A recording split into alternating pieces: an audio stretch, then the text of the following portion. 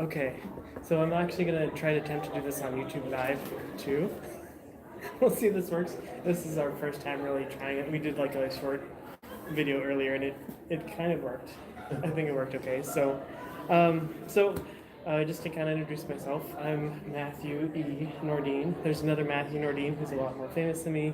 He's a news anchor up in Alaska. That's not me. I'm not that famous. So I started a writing career about 5 years ago. I got serious about writing, where I was like, okay, this isn't just going to be something I do in my spare time with like some poetry and stuff that I've done. It's actually something that I really want to get into and like focus on doing as a career eventually. And I had a goal, like a 5 year goal. Come on in, have a seat, grab a thing, and take notes if you like. I'll go over that in a moment here, actually. So I've quickly learned that as an aspiring author, have anybody written a book before? Or? Sweet. Okay. Yes, sweet. So that's awesome. Is everybody kind of like an aspiring author? I'm still aspiring. Everyone's still aspiring. So okay. So I found this graphic. I'm gonna kind of hold it up for the YouTubers if they want to just pause it there. But it's very accurate. And I laughed at first, and then I cried for a while.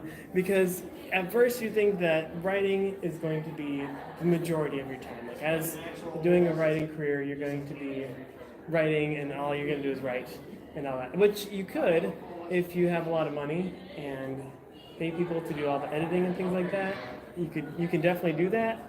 I didn't have the money to do that, so most of my time has been spent on the bottom where it shows the editing as the why. Like I've edited and edited and edited. This my first novel actually. I had this brilliant idea. The very first time I got like really serious about my writing career, I was at a panel, and it was actually really similar to this. There were two panelists. One was self-published, the other was traditionally published, and I was the only person in the group. So it was a really, really small panel, but it was awesome because I just got to ask them and pick apart their brains about things. So I definitely want to let if you guys have questions, definitely jump in and raise your hand or just let me know. I'll come up with something that I've heard that's supposed to work. I don't know if it does or not. I've attempted it. So then most of it is editing, and then I edited that part for if there was any kids coming into the panel that you wish you never started the whole thing in the first place. Like why am I doing this? I actually was kind of thinking about it one day where as a writer, you're basically just, you get up, you write, you edit, you get up, you write, you edit. You're doing the same thing over and over, expecting different results, which, if you look at the definition of insanity, that's pretty much what it's like to be a writer. And I learned that very quickly that kind of my first point here is that writing is about 5% skill. Like you have to be able to write well. Like I said before, you can pay somebody to do the editing and everything. So, it's about 5% skill. So if you are really popular, really famous, you can get people to do that. It's 5% luck. It's just having your books take off and getting people interested in them is just pure luck. And then it's 90% about who you know. So a lot of what I've learned with writing now, which I wish I would have learned like 5 years ago, is to make connections. Like really start like making connections now with other authors, almost becoming like an author groupie, and getting to know them because like there's never been an author that I've met that's an indie author that is just like, oh, you wrote a book too. Well, I'm going to sell all of my books, and you're not going to sell any of your books. Everybody's like, oh, you wrote a book. I understand. Like, it's terrible. Why did you do that? You had so much left in your life. So that was one of the things that I learned was just, like connecting with other authors, connecting with other people, building a fan base, and things like that, doing workshops and conventions, things like this. This is a great way to engage with people. Some of the authors that I've started following now, they all have YouTube channels you can follow, which is really cool, and you can just watch hours and hours of great advice of how they sold made $600,000 in a year, and everyone's like, "Whoa, that's crazy! They sold 500,000 books." So that's exciting and it's not like it's weird because like I don't feel like, oh man, I wish my books were doing that. Like in the back of my mind, I kind of think of that, but at the same time, it's just like, okay, well, there's hope. Like it might happen. It's that 5% luck again, and they just have better connections than I do. So then also, I said to you, it's like one of my books. With a very depressing thing about writing is I'll go into a little bit too with marketing, because as you're writing, especially on Kindle, it shows you like your sales rank. And some of the books, if you don't do a lot of marketing or don't do a lot of selling, it can get in the millions of sales rank. And so it's like, okay, well, there's a 1 in a million chance that somebody's gonna buy my book. So there's telling me there's a chance. that's about it. So it's like, is it really worth the risk of writing? And so that's always been one of those things. Like, okay, should I be doing this or not? But I'll kind of go into why we write anyway. So the other thing about how not to start a writing career is to write in multiple different genres. I've been watching YouTubers, and it's really encouraging to see, like, okay, they would like write for years in one genre, like young adult, mystery, fantasy. That's it. Like they have a whole series of fantasy stories, and they have started this amazing 600,000 copies sold and all this stuff. Like, that's cool. So I decided that I had a collection of poetry, and I was like, okay, I'll put my poetry collection together. And so I did that, and it was really exciting. And people were like, "Wow, are you still writing poetry? That's so exciting!" I'm like, well, no, that's why I put it all together into a book, and I'm done writing poetry. And then I was like, okay, well, I really had this idea for this fantasy series. And my goal originally when I was with that panel was they said to start with get like 10 to 12 short stories, just to kind of build up your platform and so people kind of see what you want to do. Well, I had originally wanted to do that, and then all of those short stories wanted to become novels. So I don't know how many of you have ever tried to write a story and it just takes off on its own. Have any of you guys ever had that where the characters either want to do something that you were like, oh, okay, I guess we're gonna do that now. So that happened. So I was like, okay, I'm gonna build this fantasy series. But then I was like, well, I kind of want it to blend into real life too, and eventually it's going to. So I had this fantasy series in mind. I was like, well, for that to happen, I gotta get this sci-fi book first. Kind of sci-fi, fantasy, science fantasy more than hard science fiction. It's more science fantasy because it deals with the multiple universes and everything. So I was like, okay, I gotta get this book out. So I published a sci-fi story, which is really good. It's actually been received really well. And so all of my readers are very excited to learn more about this story, which I am working on a bunch of short stories that are going to follow that universe. But I really needed to start my fantasy story. So then this is actually going to be available next on the 19th is my first fantasy story. So I have poetry and sci-fi and fantasy. I don't really like mystery novels much, so I don't know how to write in that genre. Otherwise, I probably would, because why not? just write in as many genres as you can. Just cover everything. I did actually write a horror short story too, so it's like, well, might as well just kind of cover all the genres. But that's what you should not do. Everybody recommends you stick to one genre, and you write in that genre, so you kind of build up that crowd. Because again, like what I was saying before, with the 90% what you know or who you know, like your audience is really going to sell your books. Like you can do as much marketing and stuff as you want, but it's really your fans that are going to be doing the main marketing and everything for you. So there is some of the things where I kind of want to talk just a little bit here on for my struggles that I had is because of my I can say it's my ADD and why I like have different genres just because it's like the story will be like, oh wait, I want this to happen. And it's like, well, this has to happen first. And it's like, okay, well, I gotta write a backstory then for that. And so it's like, okay, well, I need another backstory for that. And so eventually it's gonna get to the main story, which is actually book 4 in the series of my original idea that I had when I first started, which actually came out of a poem. So in a weird way, they're all tied together. But for anybody reading the books, that doesn't make any sense at all. It works in my mind. So there is like what I've heard of is the like kind of like cookie cutter writing or writing for the market. I don't know if you guys have ever heard of that, where it's like right now, I just saw on my Netflix, there's a new show called The Order that just came out, and it's about werewolves. And so there's going to now be a flood of people that write about werewolves because it makes money. So if you write for the market, if you do things like that, it's a great way to make money. It's great if you are a writer in that genre already, though, because if you're not, it's going to be like, oh, I'm going to write about werewolves. I don't know, they are allergic to silver bullets, and that's the extent of how far an author knows about it. So if they try to write that, the fans are just going to be like, no, this is not right, and I'm going to just tear it down.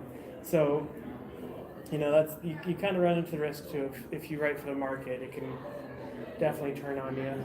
So that's one of the reasons why I just write for kind of my own writing. I know eventually I would like to get to that point where I can be like, oh, hey, this post-apocalyptic world is going to come out, so I can start writing that. But that already faded, so I missed that.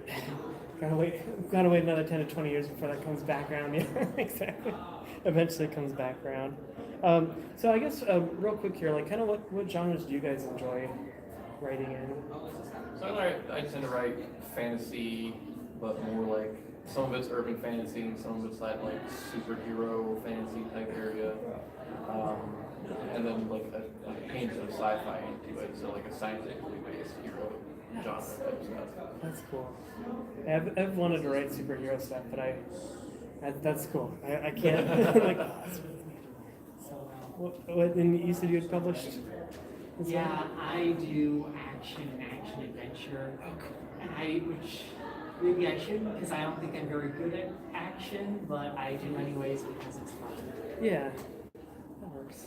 So do you know what genres you guys? I'm kind of still exploring with it. Like, I haven't really found one that I really like to write more so than the others. I kind of like it all right now.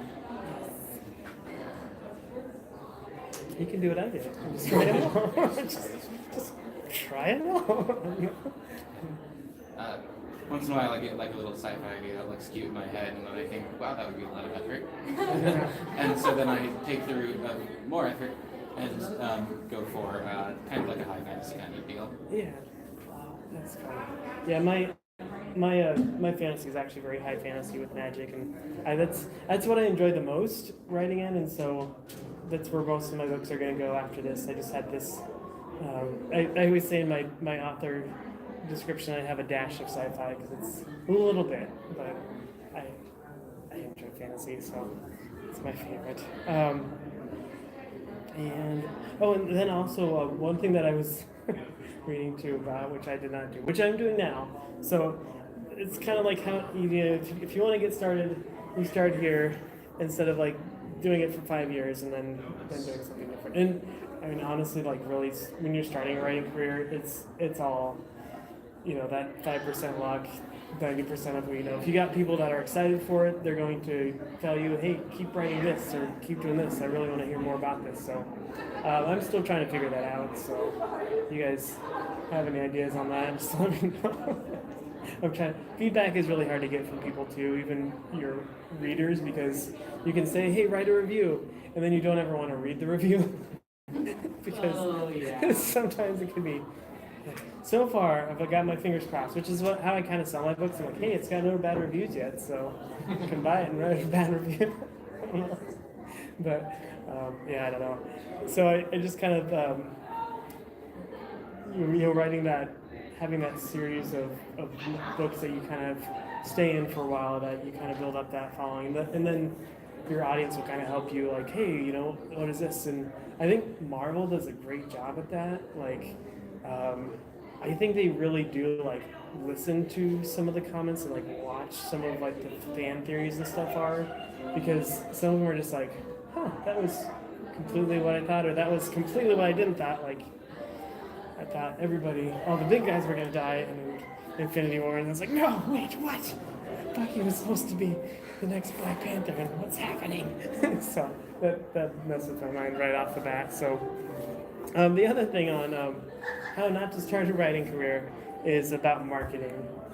So marketing is some people are really good at it and they really enjoy it, and it's like a gift they have. For me, I actually really enjoy editing and I really like writing, but I hate marketing. It's so hard for me to be like, okay, I'll come up with a poster, or I'll do something, or I'll tweet about it, or put a post up on Facebook or something. Just like, okay, I gotta do this because I have to do this. So there's that balance between too much versus too little. A lot of new authors will do way too much and have like postcards and bookmarks and pins and all that stuff for their book, and then you're kind of stuck with all of that stuff that, especially if it's your first book, not many people are really gonna buy unless you're really popular already and you built up that fan base, which you should do, which I did not do.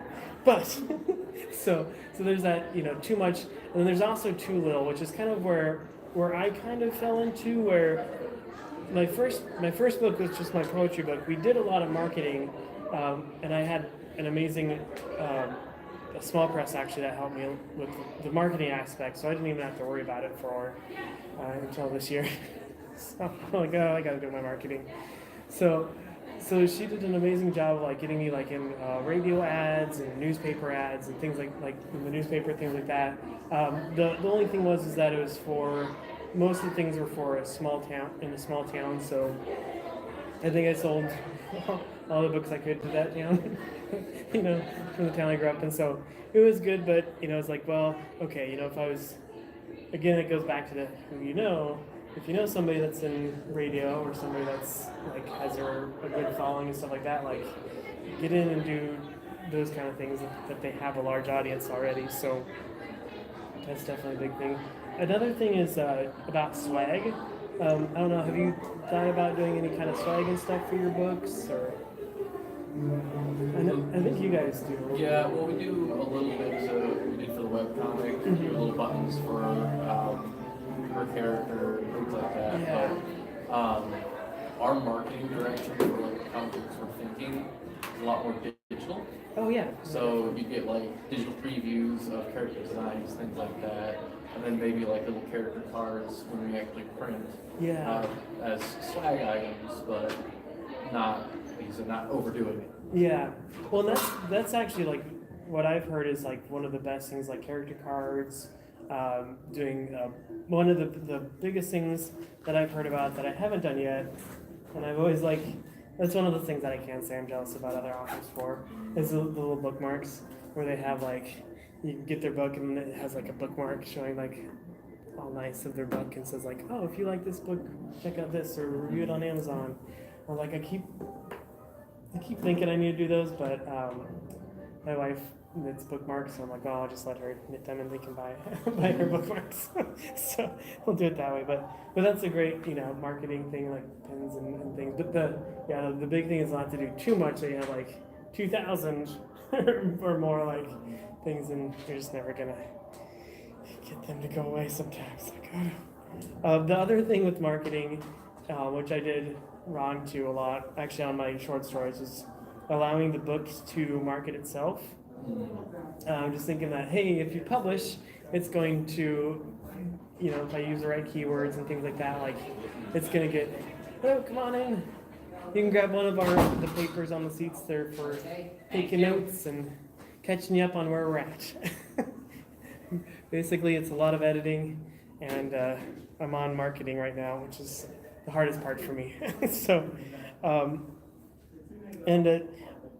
yeah, like you just, with marketing, one of the things that I learned is that going to these events is the best thing. Like I've sold more books like by seeing like, hey, here's my book, look at the back, and letting him hold it and things like that. Like that's the most books that I've ever sold is that way, not just, oh, I had this ad on Facebook or Amazon and it's going to sell all these books. It doesn't do it that well. So it's, going out, doing events, vending and things like that where you can show people the book and get them excited for it, especially starting out. So I mean, if you've already established that, if you're like Jim Butcher and decide to switch genres, people are going to buy that because you're Jim Butcher, but I'm not. So then the other little thing I wanted to touch on too is Facebook. I have kind of like a love-hate relationship with Facebook because it's great for building that audience of people, but it is terrible if you have a page, because the only way the page ever, like half of the time, nothing really shows up unless it's a video or a graphic. Like if it's just a little sentence or something like, hey, my book's coming out, nobody's gonna see it, and it's terrible. Like you can try to, we've put some into like ads and stuff for Facebook, and it didn't get any results at all. Like it was like, oh, this tanked terribly. so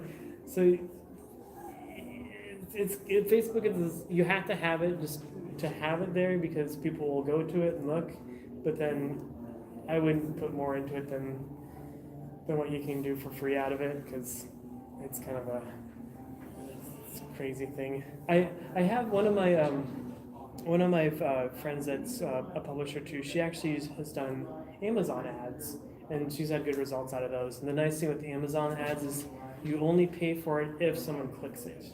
So that's kind of a cool little thing you can do with Amazon, which I haven't done yet because I don't like marketing, and I'll get there eventually. With this book, I'm hoping to do some Amazon ads. So the other thing that I wanted to talk about too is just about and I've kind of touched on it a little bit, was to ignore your fans. That's not a good way not to start a writing career, is if you just ignore them and not really take into any consideration what they think. Yes. Oh yeah. Wouldn't fans kind of be helpful for the source, like Yes. help giving opinions and stuff like that? Yep. Like what they would want. Yep, definitely. Yeah, you don't want to ignore the fans. They're a good way of like telling you like what kind of which direction you need to go, and a lot of times too, I use which actually I'm going to talk. No, I don't think. Yeah, I did a little bit on the next thing about beta readers. Like those are huge. Getting people that will read your book, give you constructive advice. I know there's people that even will have their beta readers on a Google Doc, which is a great tool you can use. Google is amazing for it because you can just have this whole collaborative project of your beta readers be like, hey, what do you think? And you can even ask questions like, what do you think of this point, or what do you think of this name? And they can leave reviews. So that's a great thing to do. When you're first starting to write, though,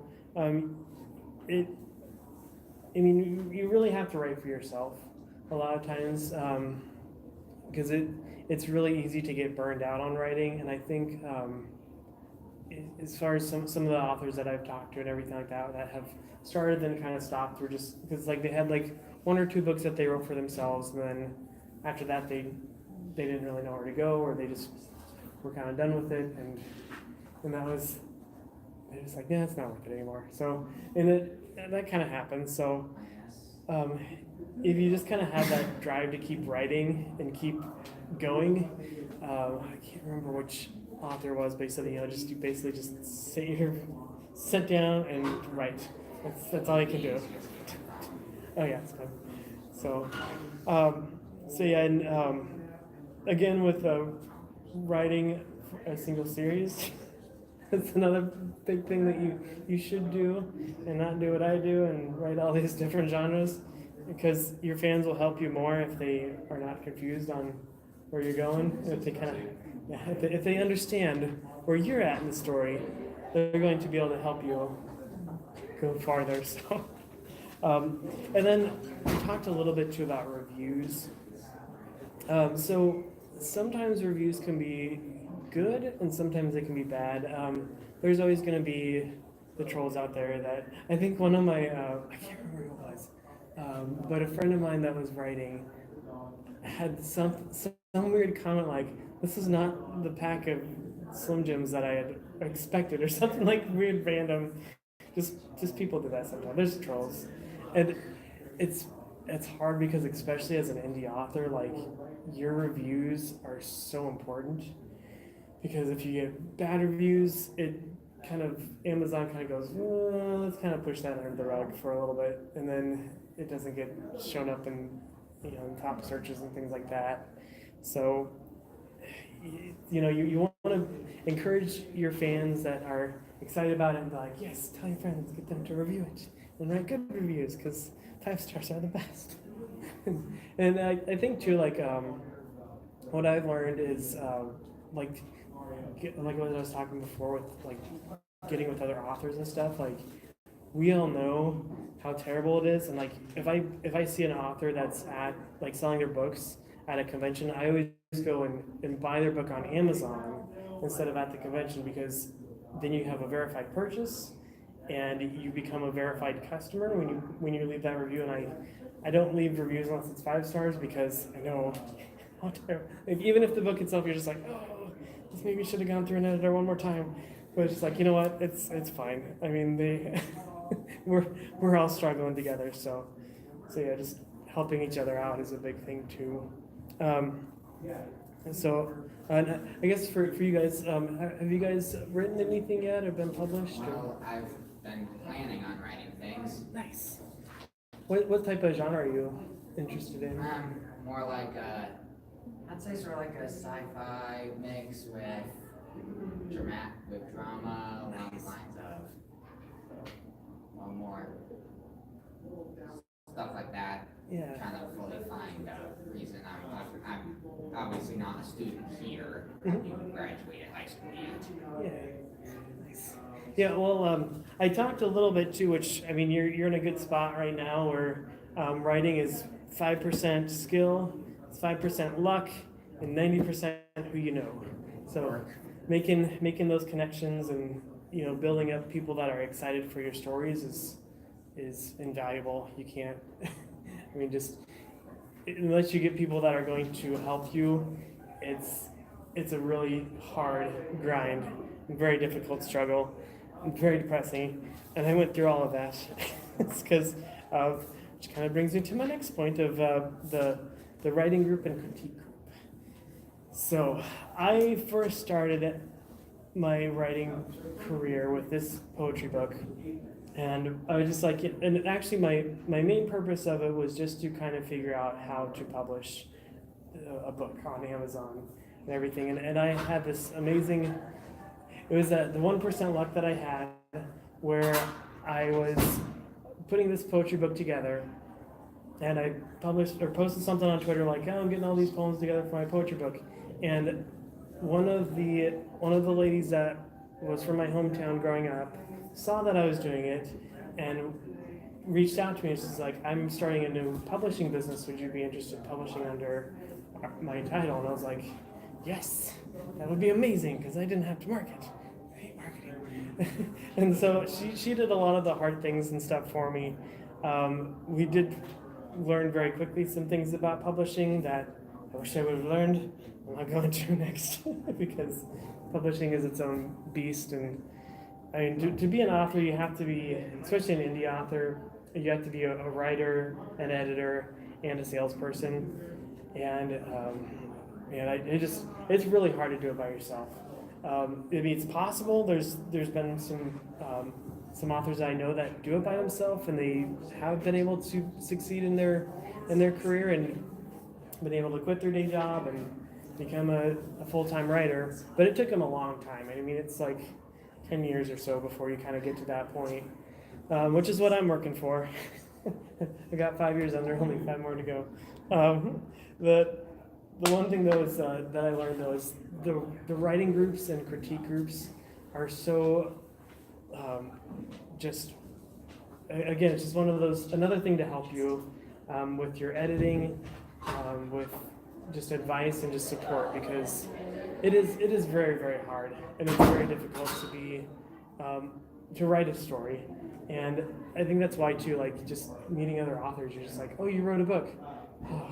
And you just have this like quick little moment of silence for all the time, everything that's just been wasted, and times where you just wanted to throw the whole book in the fire. Like I remember this book, I was just like, this is terrible, no one's gonna buy it, it's terrible, and I'm just gonna do something else, I'm just gonna start this fantasy series, I don't even care. And then like I got to the point in my editing where like, oh, this is pretty good. I'm like, okay, I gotta publish it now. It's going out now, because it's, okay, it's good. And so, yeah, your beta readers, if you can find a critique group, a nice critique group, one that's going to be like constructive and things like that. And I actually am part of a group of other authors. We're based in Grinnell, so if you guys are ever looking for a critique, actually we meet in Montezuma. So if you're in the farther, which direction is that? East. Farther east of Des Moines area, we have a group that meets in Montezuma, and we started off as just a couple of us published, and now more of us are published. So it's kind of cool to see, like, encourage each other and everything. And we are really kind of expanding not only our ideas and thoughts, but it also is fun to see, like, okay, one of my critique group partners, I guess, is writes mystery, and I would never expect. It's like a chick lit mystery. It's just a genre that I never read. I mainly read fantasy or sci-fi, and I was like, huh, okay. So I read it, it's like, oh, this is really good. So it's like kind of gets you involved in other genres and stuff too. So, but let them write those genres, don't do yourself. We're not gonna write in that genre. So, if you can't find a critique group, just finding a group of writers that will encourage you in your writing career too is huge. There's an event every November, and Des Moines is amazing. I've been on to the Des Moines NaNoWriMo group, is what it's called, National Novel Writing Month. And if you haven't been doing it yet and you're wanting to start your writing, definitely check out the Des Moines Nano group. Is amazing. They're so much fun, and they really push you just to get all the words and just keep going. And it was a really fun experience that I had with the Des Moines group. I actually lived in Omaha for a while and was part of a Nano group there. We moved to the Twin Cities, which is crazy. The people up there, they were doing 2 to 3 million words in a month. I'm just like, this is crazy. I guess I learned that there's different types of writers. Some people can just go, oh, just write, and they'll do the dictating to write. I guess I'm more of a slug writer, where I just kind of I write at a steady pace. I get there, but it's not really fast because I have a little bit of OCD probably too. That makes it so I have to edit. Otherwise, it makes me go crazy. So sometimes you just have to kind of put the screen down while you're typing, so you just get the thought out before it goes away. So definitely check out the NaNoWriMo group. I'm sure there's groups on campus here that have writing groups, and it's amazing. Once you start looking for writing groups, just how many you can find, because again, it's really hard to do it by yourself, and just finding other people that are going to encourage you and support you just for those times that you're just this is terrible, I'm gonna stop, I'm never gonna write another word again, I'm gonna go back to poetry. Something like that. It's okay, they keep going to hey, no, this is good, I like where this is going, or they can really direct you. The beta reviews, and I'm gonna just talk about this for a little bit, because it was something that when I did the poetry book, I didn't have any beta reviewers, because that was my poetry, and poetry is slices of my soul. I didn't want anybody to read it at all. And I was like, okay, well, whatever, I'm gonna publish it, I don't care. So that was terrible. Terrible idea. Don't ever do that. So, but with my the book, the Pycroft article, I did get some beta readers and got some good feedback on that. I only had a few for that one. This other one, I actually reached out to about 30 people actually to beta read it.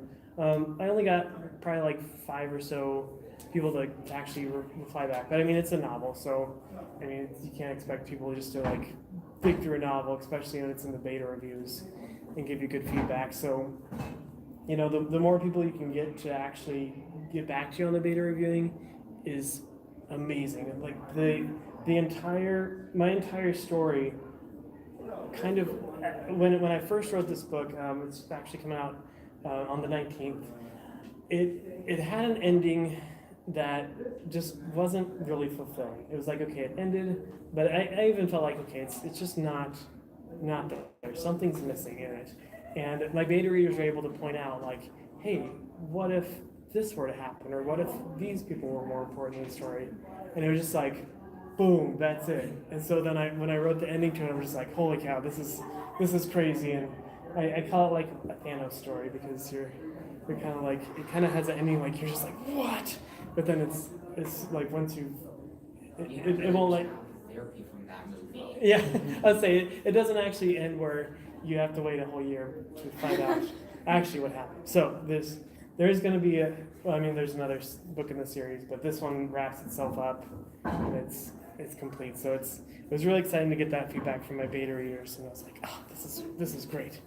And again, unless you have a lot of money you want to put into it, I know some of my friends too, like they put thousands of dollars into edits and things like that. And getting a professional editor is huge. Like if you can afford that, definitely do that.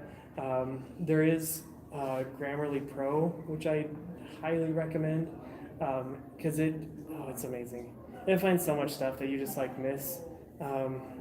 Like if you said a he instead of a him, or like put a he instead of a she, like it will catch those, which is crazy, because like, you know, as you're reading through, it's like you wouldn't unless you were just like spending hours reading every single line, which you could do, which would make you go crazy though, I think. So yeah, definitely get Grammarly Pro. And also, if you do hire an editor for it, they will thank you for running it through Grammarly Pro first, or a different like editor that's a more advanced editor.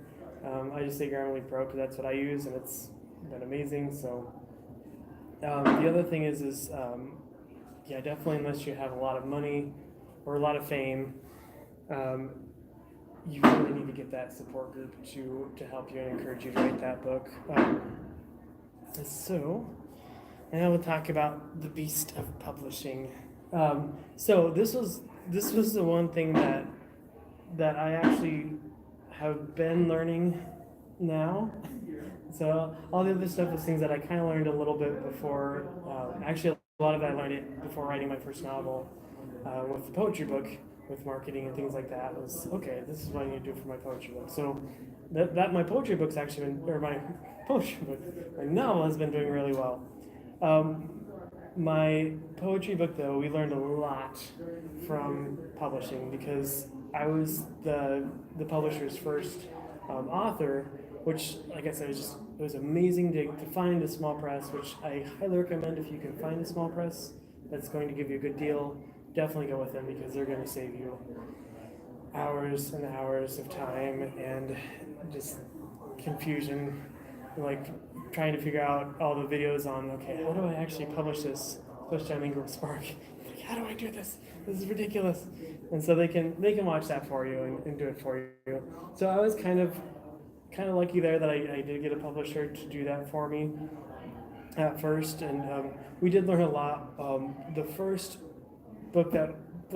printing of the Musings book that we did, we got, it was just a little too overzealous. We printed off like 100 paperback, 100 hardcovers, and we're planning on selling them all in like a couple months, and that does not work. Unless you got about 90% first and you've done all this marketing stuff for it, which we did not do, because it was just like, hey, I'm going to put this poetry book out. Okay, here you go. And especially poetry, that's a really hard market to sell for. So we learned that hardcovers, again, unless you're Jim Butcher or somebody like that, people don't really buy hardcovers that much. So they kind of became a a difficult sell. The paperback sold fine, and we did good with those. But yeah, I was just like, okay, we've got these hardcovers now, and then yeah, as we learned stuff too, it's like, okay, I wanted to like make some changes to the book and things like that. So now I have these hardcovers that are still like first edition, and then the newer ones that are kind of some changes and stuff, formatting stuff inside the book that we did. So I'm like, okay, what do I do with these now? So we're like, okay, well, I'll sell them cheap. So I don't know. So that was definitely something that we learned. And we used a small press to publish it, which again, that was kind of a thing that we learned, that small press to publish, it's good for them, but it costs a lot of money. So the overhead costs, again, which is why I'm so thankful that my publishing company I had, it was just completely blessed that I found that they like reached out to me, because there was a huge overhead cost for printing that we paid for, and never really recovered it completely. So with the poetry book anyway, so there is some great publishing things. One thing that I did here was to not just focus on, I'm just going to publish through Amazon, or there's another company called Ingram Spark, and just say I'm just going to publish through Ingram Spark, which is what we did on my novel. Was we just published through Ingram Spark, which is great. It actually sells to everything, but with Amazon, it will show up that if someone goes to buy the book on Amazon, it will say usually ships within 1 to 2 months. And if your fans are like looking to get that book, and they have to wait 1 to 2 months, they might be like, well, maybe not. So that's kind of a huge deterrent there for that. So what I learned is you can actually publish on Ingram Spark, which is they published all the main retailers. Like if you want to get your book sold in like Barnes & Noble, any bookstore, you have to go with Ingram Spark, because they can get a retailer discount. It's a lot easier for them to buy it that way, and they're going to go with that. Then with Kindle Direct Publishing, it used to be CreateSpace. Now it's Kindle Direct Publishing, or not Kindle. Maybe it's just Amazon Direct Publishing. I don't know, it's just KDP. But they do paperback and the ebook. And the cool thing is that I'm just learning now with this is that if somebody buys your paperback version, you can then offer the ebook for, a reduced price, even free. So you could be like, hey, if you bought the book on paperback, you can get the digital copy for free, or you can get it for $1. So, things like that. So this is stuff I'm just learning now that I wish I would have learned a little bit before, but it's just in time for this series. So, did you have a question about publishing? Okay. So you're suggesting to split publishing, like spread it out? Yes. Yeah, and the cool thing is too is that Ingram Spark will publish it to everywhere, like Barnes & Noble, things like that. Yeah, and Amazon, if you publish through Amazon, you can use the same ISBN number, and Amazon will basically take over and say, okay, this is our publishing company that we use, and so they're going to publish through CreateSpace, and it's the quality difference is really similar. There's some differences you can see. The Ingram Spark looks a little bit more sleek and professional, but I mean most of your sales are going to come through Amazon, and it's a lot easier to set it up on Amazon too. And you can also do pre-orders, which I actually just learned yesterday, is that you can do pre-orders on digital copies through Amazon. You cannot do pre-orders on paperback copies, which I just learned. So I was like, oh, I'm gonna do pre-orders on my book. I was like, oh no, I can't do it. So you can pre-order the digital copy of this book now, but you'll have to wait till the 19th to actually get the paperback version of it. Ingram Spark does allow you to do the pre-orders and stuff, but I don't know enough about Ingram Spark yet to talk anything on that. That's something I'm still learning. And then with hardcovers, Ingram Spark can do hardcovers. Amazon doesn't really do hardcover, but again, unless you get a lot and people are starting to look for that, you can do it. If not, it's kind of a hard sell for hardcovers. So, I guess depending on the book. If you write fiction, definitely go with soft cover. If you do more of like a textbook or like graphic art, like if you do like a book of artwork, definitely go hardcover because that will protect your paper and stuff inside. So some of the things that I've learned actually is to, and I'm gonna kind of break my display a little bit here, is to also, if you're starting to write, and this is where I should have done this before I really started writing, was finding books on writing. Like there's, Stephen King has one called On Writing, and it's great. I've actually lent it out, so I don't have a copy of it to show. There's another one, I can't remember, it's like I wish I just should have wrote it down, but it's, oh man, can't think of it now. It's a really good book. you just have to, I might post it on our site or something like that later to find it, or if you want to check out some new changes, I'll post a link to it there, but it's a book that's really good because it talks about like, should you write an epilogue, should you not write an epilogue, and it gives the pros of both. It kind of takes both sides of arguing for each side. So it's really good because it shows like, this is why you should write an epilogue, this is why you shouldn't write an epilogue. You know, do you change point of views, yes and no, having multiple characters, things like that. So it's really good. This book is amazing, and actually most of the content of this book is available on Cam Whelan's website. She is on, I think it's Well Storied, or Helping Writers Become Authors is what it is.